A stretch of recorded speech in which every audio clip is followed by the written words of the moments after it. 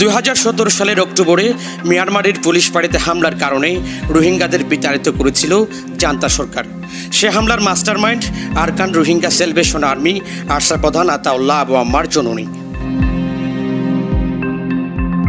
রোহিঙ্গাদের স্বাধীনতার কথা বলে পাকিস্তানে প্রশিক্ষণ নিয়ে সৌদিয়ায় গড়া আরসার প্রধান নেতা আতাউল্লাহকে নারায়ণগঞ্জের সিদ্ধিরগঞ্জ থেকে আটক করেছে র্যাব।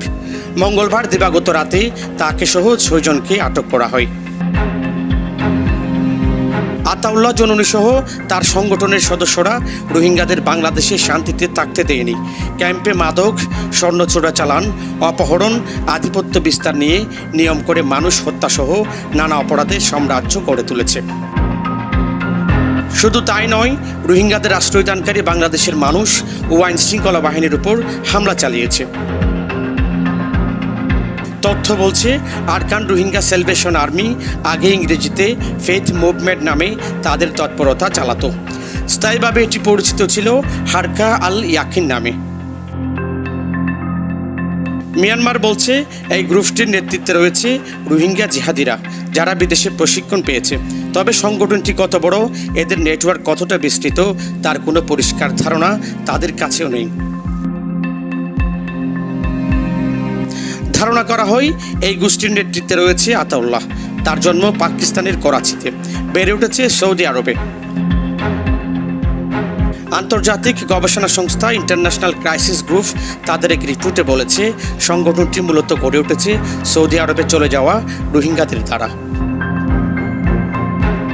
সৌদি আরবের মক্কায় থাকে এমন 20 জন নেতৃস্থানীয় রোহিঙ্গা এই সংগঠনটি গড়ে তোলে। বাংলাদেশ, পাকিস্তান এবং ভারতে এদের যোগাযোগও রয়েছে। আতাউল্লাহর বাবা রাখাইন থেকে পাকিস্তানের করাচিতে চলে যান। সেখানেই আতাউল্লাহর জন্ম। তিনি বেড়ে উঠেছেন মক্কায়, সেখানে মাদ্রাসায় পড়াশোনা করেছেন। ইউটিউবে তার একটি ভিডিও থেকে ধারণা করা হয় রাখাইনের রোহিঙ্গারা যে ভাষায় কথা বলে সেটি এবং আরবি, এই দুটি ভাষায় তিনি অনর্গল কথা বলতে পারেন।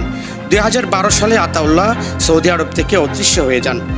এরপর সম্প্রতি আরকানে নতুন করে সহিংসতা শুরু হওয়ার পর তার নাম শোনা যায়।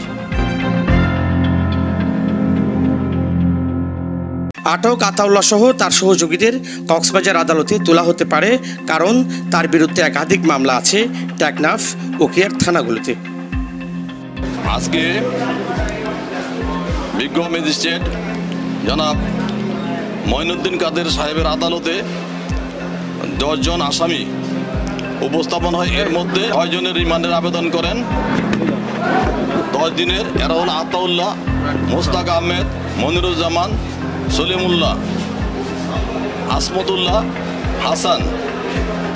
এদের 2টা মামলা, সিদ্ধিরস্থান মামলা নম্বর 28/3/2025, সিদ্ধিরস্থান মামলা নম্বর 29/3/2025।